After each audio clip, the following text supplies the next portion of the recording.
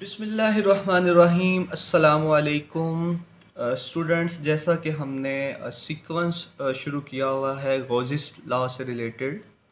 हम सीख चुके हैं गॉसिस लॉ क्या है, एप्लीकेशंस ऑफ गॉसिस लॉ को हम इस्तेमाल क्यों करते हैं। और पहली एप्लीकेशन लास्ट वीडियो के अंदर हम डिस्कस कर चुके हैं कि गॉसिस लॉ की मदद से इलेक्ट्रिक इंटेंसिटी एक खाली सफेरिकल शेप के अंदर, खाली से मुराद चार्ज के लिहाज से खाली, कि जिसके अंदर चार्ज नहीं है, अगर एक सफेरिकल शेप के अंदर कोई चार्ज नहीं पड़ा हुआ तो उसके अंदर इलेक्ट्रिक इंटेंसिटी क्या होगी। तो हमने कंक्लूड ये किया था कि इलेक्ट्रिक इंटेंसिटी उस खाली सफ़ेयर के अंदर ज़ीरो होगी किसी भी पॉइंट पे। आज हम दूसरी एप्लीकेशन की तरफ बढ़ रहे हैं। चूँकि आपको बता दिया है कि जो मेन बात है वो यही है कि गॉसिस लॉ को हमने अप्लाई करना है इलेक्ट्रिक इंटेंसिटी कैलकुलेट करने के लिए। अंदाज ने है, कह लें कि एक हमारे पास बात नहीं है, लेकिन हम उन्हीं स्टेप्स को फॉलो करेंगे जो हम इलेक्ट्रिक इंटेंसिटी कैलकुलेट करने के लिए करते रहे हैं पिछली वीडियो में।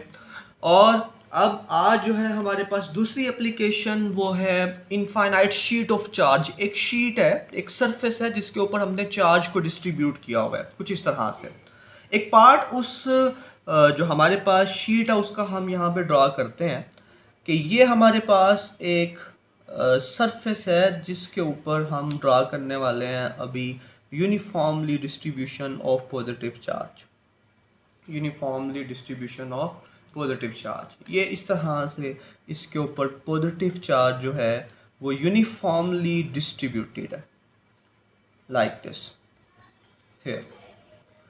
Now away from this sheet एक पॉइंट है हमारे पास P फॉर एग्जांपल। यहाँ पे जितने डिस्टेंस पे इधर P है उतने डिस्टेंस पे इधर P हम ड्रॉ कर सकते हैं। इस पॉइंट P पे हम बताना चाहते हैं कि ये जो चार्ज है इस सरफेस के ऊपर, इस चार्ज का इफेक्ट, इसकी इंटेंसिटी इस पॉइंट पे कितनी होगी। फिर से सुनिएगा, चार्जेस हमने यहाँ पे शीट के ऊपर डिस्ट्रीब्यूट किए हुए हैं। इस शीट से अवे एक पॉइंट है जिस पे हम बताना चाहते हैं कि इन चार्जेस का इफेक्ट क्या होगा। अब इलेक्ट्रिक इंटेंसिटी कैलकुलेट करने के लिए वही स्टेप्स चार। पहला, गॉसियन सरफेस।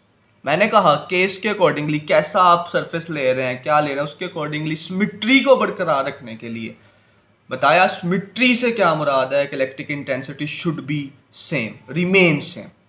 और वो डिपेंडेंस चूंकि आर पे है, इससे डिस्टेंस पे है यहाँ पे इस केस में, तो वो डिस्टेंस जब सेम रहेगा तो ई सेम रहेगा। तो हम यहाँ पे क्या कर रहे हैं, ये एक सिलेंड्रिकल शेप की गॉसियन सरफेस ड्रॉ कर रहे हैं इस तरह से। और ये आप देख रहे हैं ये इस पॉइंट में से पास कर रही है जहाँ पे हमने क्या करना है, इलेक्ट्रिक इंटेंसिटी को कैलकुलेट करना है। ये गॉसियन सरफेस की डेफिनेशन के अकॉर्डिंगली। और जितना डिस्टेंस इधर उतना ही डिस्टेंस इधर, ये हमारे पास ये अनदर पॉइंट कह लें आप, this is point P prime. अब इस शीट से डिस्टेंस R इधर की तरफ सिलेंड्रिकल शेप और इधर की तरफ R सेम है। यहाँ पे आपका सवाल आ सकता है कि sir why we are not drawing here spherical Gaussian surface.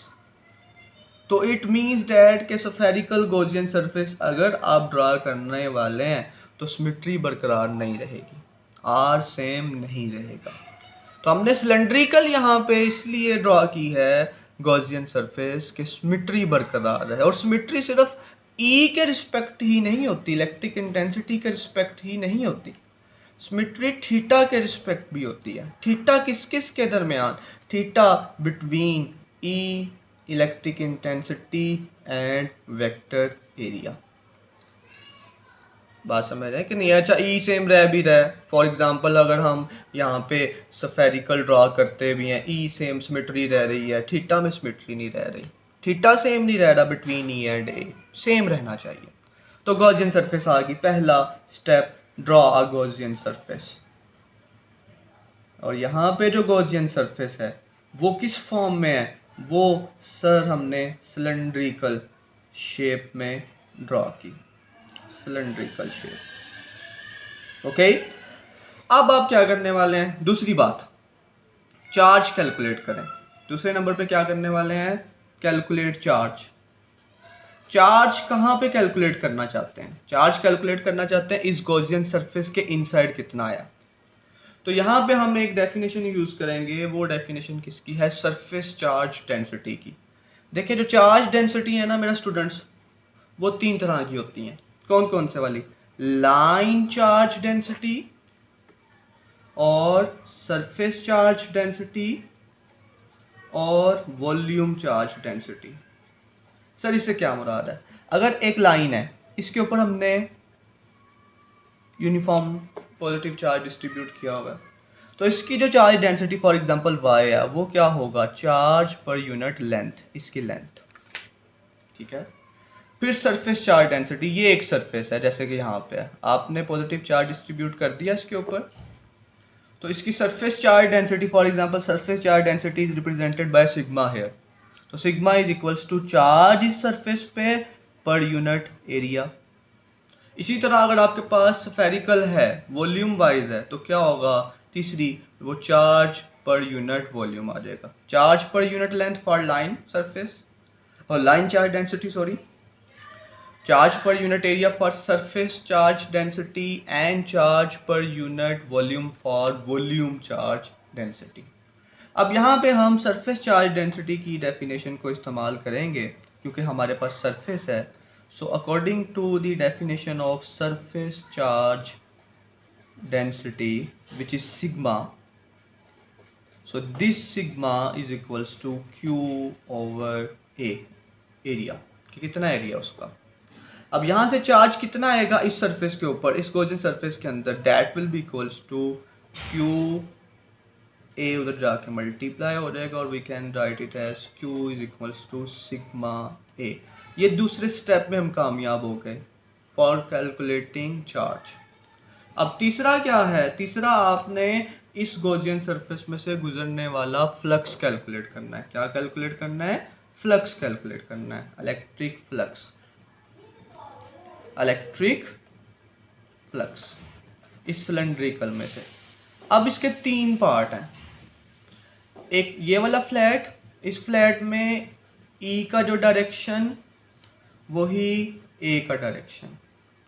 इस फ्लैट में से जो ई का डायरेक्शन वही ए का डायरेक्शन। जो ये वाला पार्ट है, ये वाला ई तो इस तरफ है, हमने कहा ना ई विल बी, आपको बात हम कर चुके हुए हैं कि जो फोर्स है वो आर के लॉन्ग होती है, डिस्टेंस बिटवीन द चार्जेस, और जो ई है वो फोर्स के लॉन्ग होती है। तो जो ई का डायरेक्शन है वो किसके लॉन्ग होता है? आर के लॉन्ग। तो ये आर है, ये आर है सिमेट्री। तो वेक्टर एरिया इस वाले हिस्से का कौन सा वाला? That is in the upward direction. या इस वाले हिस्से की बात करें, that is in the downward direction. तो आप क्या देख रहे हैं? ये देख रहे हैं कि फ्लैट सरफेसेस में से total flux for the Gaussian surface क्या आएगा? φ1 ये वाला हिस्सा प्लस φ2 ये वाला हिस्सा प्लस φ3 ये वाला हिस्सा, फ्लैट ये वाला। अब यहाँ पे फाई ई किसके बराबर आएगा? ई ए कोज ऑफ 0, सेम है तो कोज 0 1 लिखने की जरूरत नहीं है, प्लस φ2 ये वाला, सेम डायरेक्शन सेम एंगल, तो again E A cos of 0 cos of 0 1। लेकिन इस वाले या इस वाले हिस्से की अगर हम बात करें तो ई ए कोज ऑफ 90, ये सिर्फ मैं 90 यहाँ पे लिख रहा हूँ, ई इस डायरेक्शन में आर के लॉन्ग और ए ये, तो एंगल कितना बना? 90 डिग्री। तो यहाँ पे ये वाला जो पार्ट है ये 0 हो जाएगा। तो total flux passing through this cylindrical close surface will be 2E A। ये हमने इलेक्ट्रिक फ्लक्स भी कैलकुलेट कर लिया। 3 स्टेप्स हो गए, Gaussian surface, charge, electric flux. चौथा और आखिरी, आप बताएं जरा, सोचें चौथा कौन से वाला है? सोचो सोचो, नहीं आ रहा ज़हन में। Applying Gauss's law for calculate flux. अब गोजिस लॉ को अप्लाई करें तो क्या? Phi is equal to 1/ε0 times q. ठीक है स्टूडेंट्स, फाई कितना निकाला टोटल? 2EA। 1/ε0 टाइम्स चार्ज कितना निकाला? सिग्मा ए, सिग्मा ए। अब क्या होगा? ए के साथ क्या हो जाएगा? Cancel, area area cancel each other. ये तो आपके पास क्या बचने वाला? ई किसके बराबर आएगा? 2 जाकर डिवाइड हो जाएगा, तो sigma over 2 epsilon naught. Sigma over 2 epsilon naught. So this is the sigma over 2 epsilon naught is the electric intensity at any point away from a part of infinite sheet of charge. तो ये दूसरी application, steps same वही, बस क्या हुआ हमारे पास surface बदली। Last time hollow charge sphere था, इस टाइम इनफाइनाइट शीट है। वहाँ पे जो गॉसियन सरफेस थी वो स्फेरिकल फॉर्म में थी, यहाँ पे सिलेंड्रिकल फॉर्म में है। तो ये थी हमारे पास second application of Gauss's law. तो अब नेक्स्ट वीडियो में इंशाल्लाह हम तीसरी एप्लीकेशन लेके आएंगे। तब तक के लिए मेरा स्टूडेंट्स खुश रहें, खुश रखें। अस्सलाम वालेकुम, अल्लाह हाफिज़।